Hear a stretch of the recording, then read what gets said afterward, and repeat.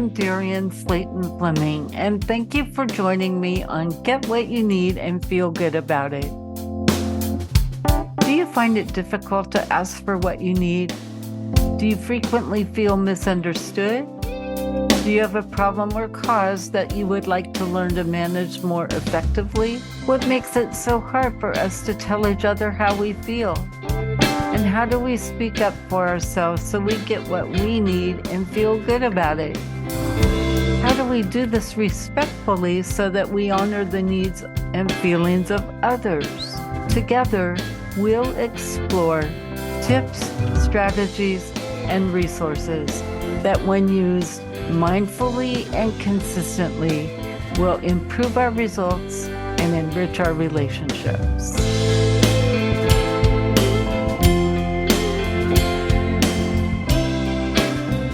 Hello and welcome back to Get What You Need and Feel Good About It. I'm Darian Slayton Fleming, and today, back by popular demand, I have Joe Roan.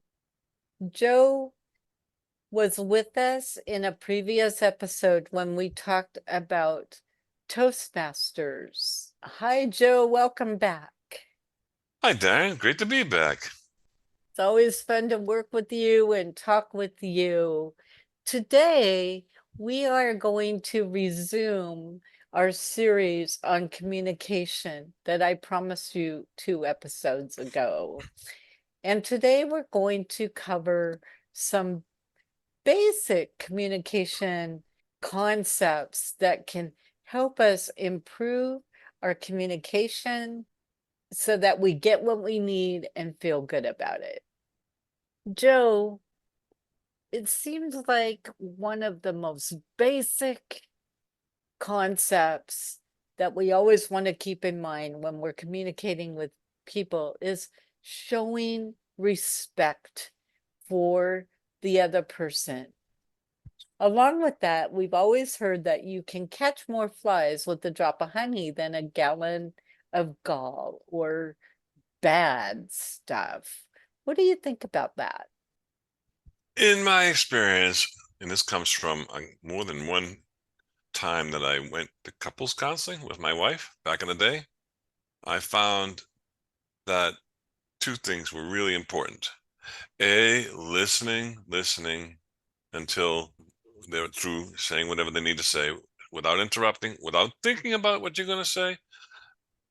And when you mention respect, I think listening to someone is the first sign of showing respect. What you said about a drop of honey, I fully agree with that one too, because a lot of times when you want to talk about some conflict, it's best to say, I love how you do X, whatever X might be. Before I even start to complain, I want to at least say, and this is sometimes doesn't have to be related to the conflict or the particular item of contention. I was taught, with the therapist, just say, make a statement of a compliment or a loving statement just to set the mood. And I think, as corny as that might sound, it does help.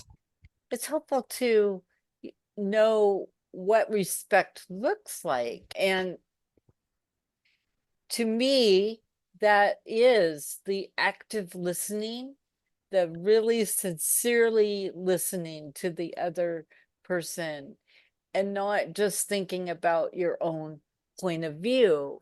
To me, there's a lot of things that go into active listening that require a little bit of emotional intelligence to be thinking about how would I want to be treated.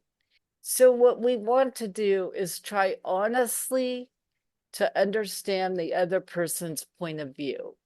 There are subtle things that can affect our communication, such as timing and tone. And how we say things is often as important or more important than what we say. So if I use a tone of frustration or anger or rudeness, I am not going to be received very well. You reminded me of something that happens to me all the time, where I'm texting with somebody and misunderstanding happens. I find myself picking up the phone and say, that didn't come out right. I didn't mean this, I meant that. So what you say about tone, we often try to make up for in text with these emojis, but it's a poor substitute for hearing someone's tone. You mentioned text messages. Text messaging, in my experience, can be taken so literally.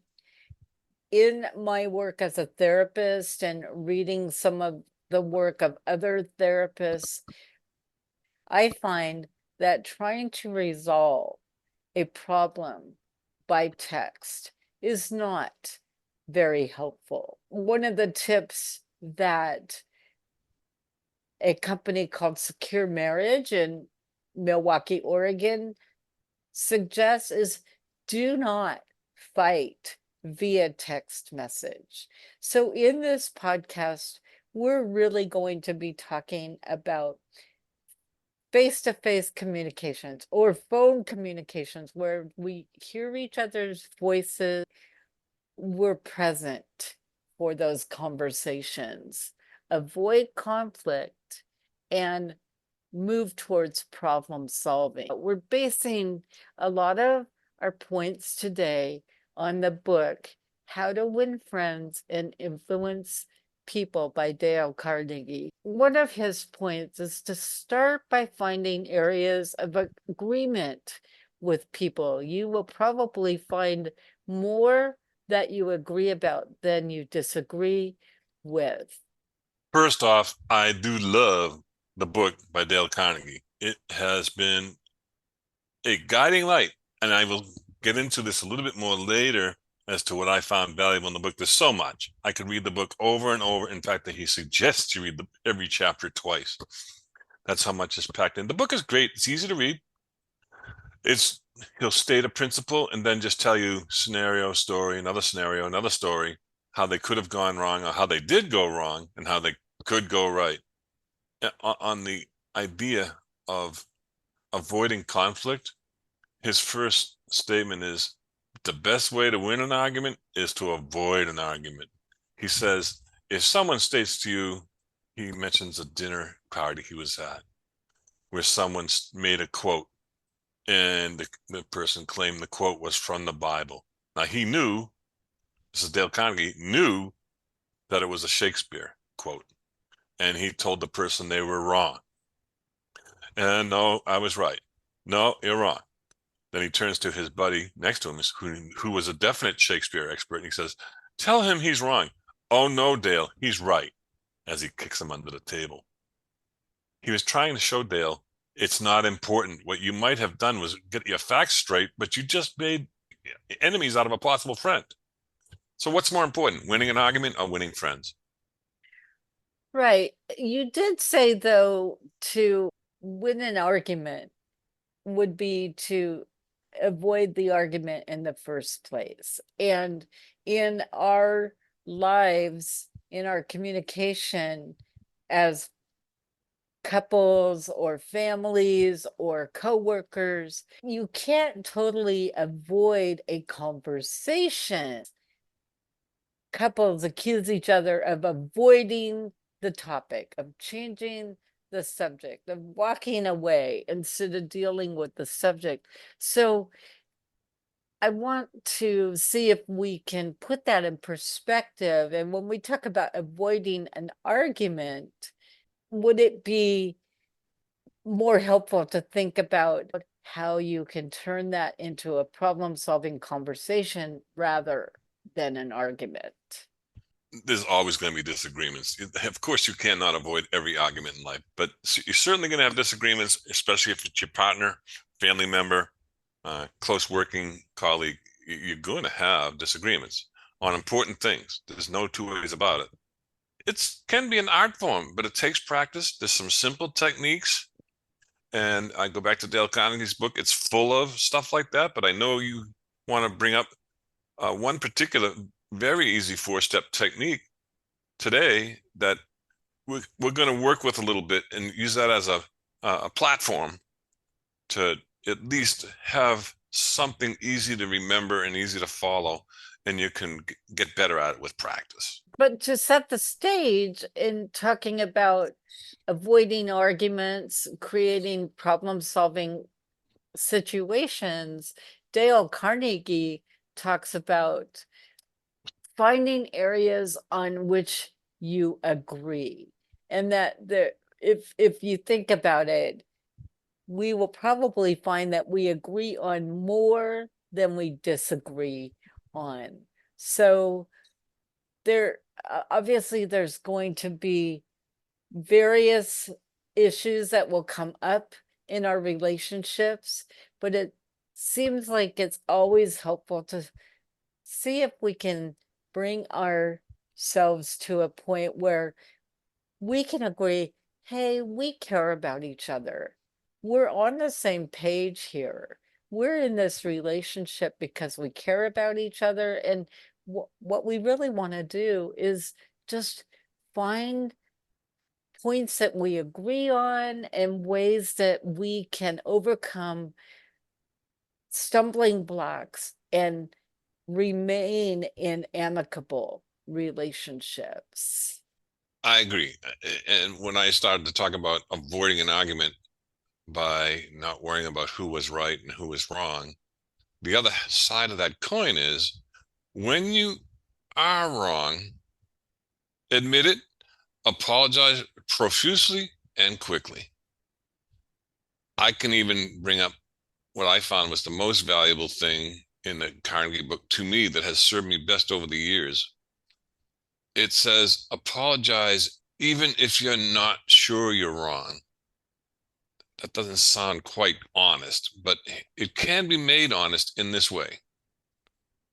If you don't think you're wrong, at least admit that you're human and you're not perfect, so therefore you could be wrong about anything. Once you admit your part in a contentious situation, you can even do it without knowing, saying, for whatever part I have played in this, I am sorry. And I'm not even sure I understand what I might have done wrong. Please help me understand, and I'll talk it out with you. But I want nothing but better to resolve the situation. That's a kind of a catch-all thought, but it does work. I've used it many times. It takes a lot of self-control to admit you're wrong when you don't think you are, but you always have to admit anything's possible when you're human.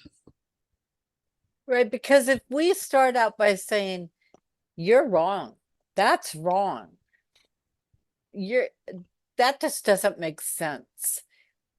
What usually happens, Joe, when we start a conversation or we respond to someone's point by saying that?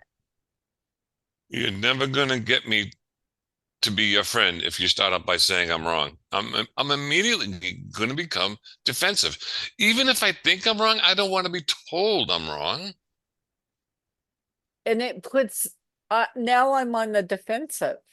Now I'm feeling attacked and I don't even want to listen anymore.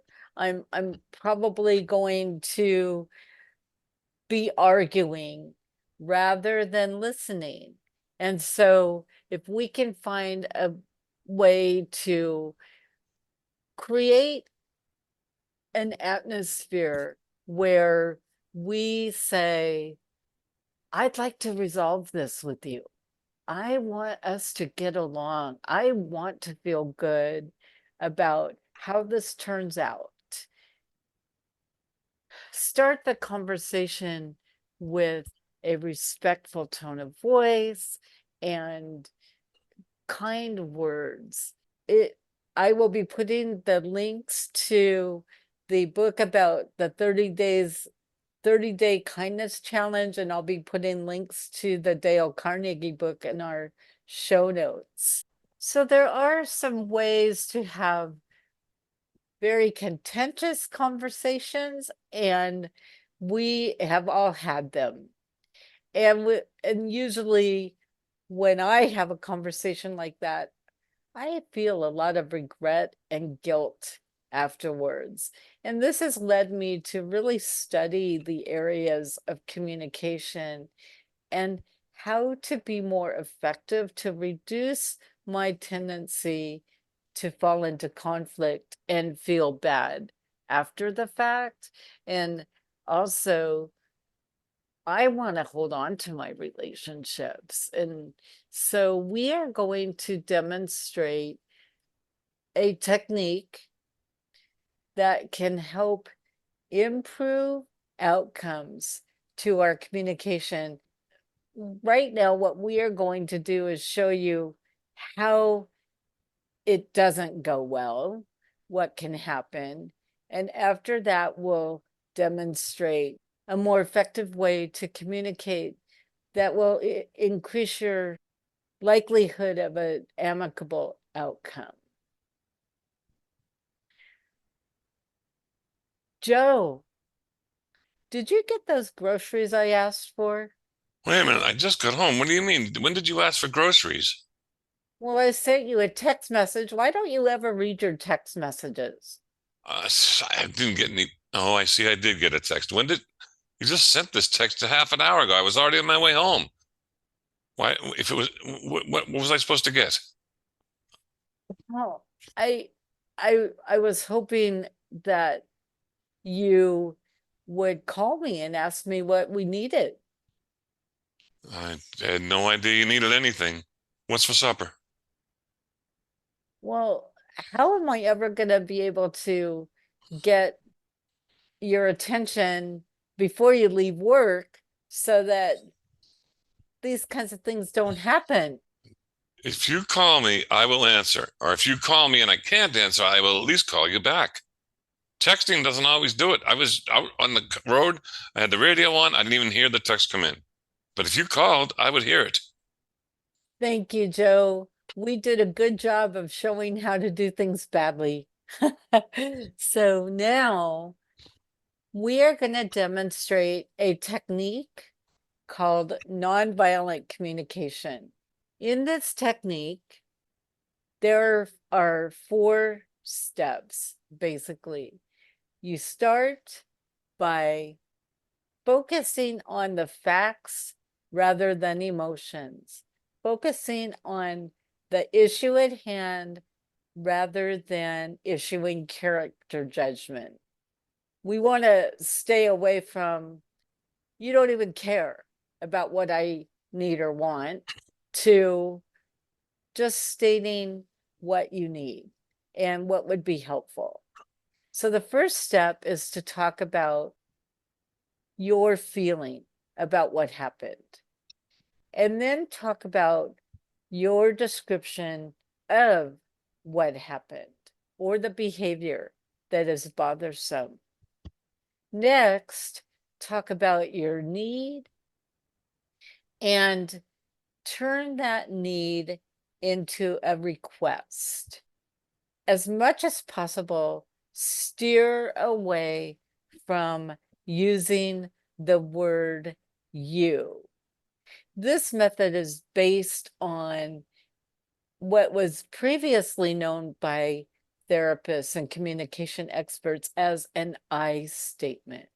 And when we use an I statement, it's all about what I feel, what I observe, and what I need. And there's an art form to steering away from using the word you. But when we use the word you, it tends to put us on the defensive.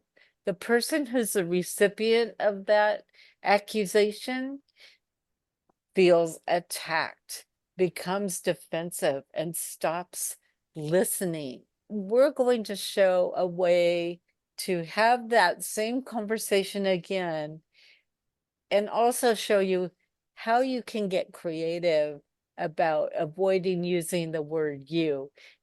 My suggestion is, if you're going to use the word you, because it's so hard, that's such a common word in our language, is to fit that word you into the need and the request, because that gives people information about what they individually can do to make things better. Now we'll have that same conversation again. Hey, Joe, did you get those groceries I asked for? Groceries? Asked for? I didn't know you asked for groceries. When was this? Well, I sent a text to you this afternoon, and I was hoping you would stop and pick up some groceries for me. I don't remember getting any. Oh, I see. I'm looking at my phone. I see a text, but it just happened when I was on my way home already. I didn't know anything about that. I need to say, I get really frustrated when I send text messages and I don't get a response. Would you be willing to check your text messages before you leave work in case I need something? Oh, I can't hear text messages necessarily at work. I don't always have my phone on me. I could be in a meeting, have to silence my phone. I don't know if I can remember all the times. Hey, look, my head is full of business when I'm at work. I don't know if I can remember, but I'll try. Thank you. That would be really helpful. Now we're going to do this scenario another time because I believe there are times when your partner might be unsure about whether he can fulfill your request. And there might be some problem solving that needs to be done. We're going to demonstrate this a different way now. Hey, Joe, did you get those groceries I asked for? Groceries? What groceries? I wasn't aware you asked for any groceries. I sent you a text message this afternoon. I was really hoping you would get in touch with me and ask me what we needed. I don't remember getting it. Oh, I see on my phone. I did get a text, but you just sent this text a half an hour ago. I was always already on my way home. I get really frustrated though when I send you text messages and I don't get a response. Um, what can we do about that? Because would you be willing to check your text messages before you leave work? I could, but that wouldn't help today, now would it? Would it be more helpful if I call you and if I don't get an answer, I follow up with a text message? That would be good because a phone call gets my attention. A text is just a quick boop, and I may not pay attention to it, but a phone call I have to pay attention to, especially if it's from you. And then if you followed it directly with a text, I would definitely pay attention. Thank you so much. That would be so helpful. I can work on it too. So in this scenario, we demonstrated how it might be difficult for a person to feel that he or she could honor the request. There might be a barrier that they are feeling. And so some negotiation or problem solving might be called for. So it's helpful sometimes to discuss other possible solutions or for the requester to have an alternate solution in mind or be willing to negotiate. I learned something new yesterday that reminded me of some other work I have done regarding agreements, making agreements in relationships. We see this in business partnerships when we are writing up a business plan or a work plan together. They often recommend that you build into those plans agreements for how you're going to handle conflicts that might arise. The nonviolent communication method would be useful in those situations as well. And it occurred to me that it is helpful in relationships to discuss and agree on agreements about how you will handle certain situations when they arise so that both parties know what the game plan is. In my marriage, constant issue that come up would be when somebody had a responsibility, whether it be to pay a bill or to do an errand or to take something and store it. Oftentimes it wouldn't be handled, and we'd look at each other and say, I thought it was your responsibility. Oh, no, no, we agreed it was your responsibility. We go back and forth. After some time, we had to make a verbal, out loud agreement that when something important that had responsibility attached to it was taking place, we'd agree, transfer of responsibility. This is now in your hands. And we'd say it out loud. It helped a lot. Just to whether it be a handshake or we put something in the other's hand or just said transfer of responsibility. Those were keywords that perked us up and made us both pay attention. And it really solved most of the responsible things that had to get done. There was very much improvement in that area. Right, and I think that both parties in any relationship wouldn't feel so taken by surprise. One of us might have learned a technique, but that other person doesn't know we're working on it unless we tell them. And so when you are struggling through a situation like this, it could be helpful if you decide, let's make an agreement about this. And when it happens in the future, let's remind each other or ask each other if we can follow the process that we agreed on to resolve this conflict. I was in a class yesterday with Marcy Shaimov. I'm taking her happiness certification training course. And she actually said that a situation in her relationship arose where it felt like conflict was going to arise. And she specifically stopped the process and asked, could we use the nonviolent communication method to resolve this? And they did. That is totally appropriate and might be more helpful in allowing both parties to feel they're working together and not catching each other by surprise. I want to move on to two other techniques that are somewhat similar that you can use. One is called the sandwich technique. In the sandwich technique, you begin by saying something complimentary or something that you appreciate about the other person. You validate and value them. You follow that with your concern. I would recommend that you use this technique to validate your appreciation for your partner. Follow it up with your concern using the I statement messages as we demonstrated in the nonviolent communication method, so that neither one of you gets defensive.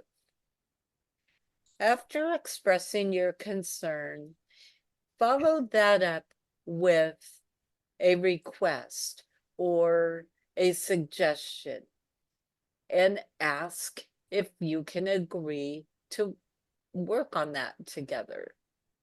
So that is the sandwich technique. I also follow couples therapists, John and Julie Gottman.